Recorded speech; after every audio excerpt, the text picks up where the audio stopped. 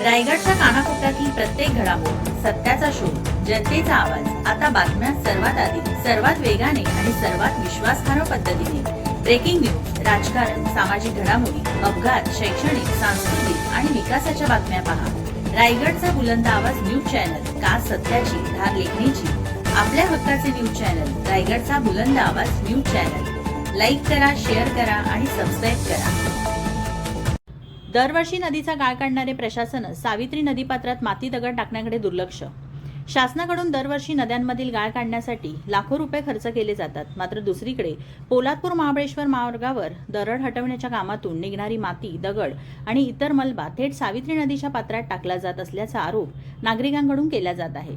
सदर काम Surendra infotech private limited या ठेकेदार कंपनीमार्फत सुरू असून नदीपात्रात मलबा टाकल्यामुळे नदीच्या प्रवाहावर तसेच पर्यावरणावर विपरीत परिणाम होण्याची भीती व्यक्त केली जात आहे.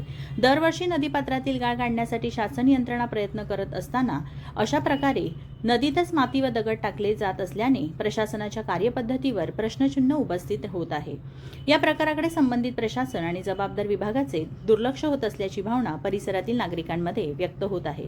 संबंधित अधिकाऱ्यांनी या प्रकरणाची तातडीने दखल घेऊन नदीपात्रात मलबा टाकण्याचा प्रतिबंध करावा आणि पर्यावरणाचे नुकसान टाळण्यासाठी आवश्यक ती कारवाई करावी, अशी मागणी नागरिकांकडून होत आहे.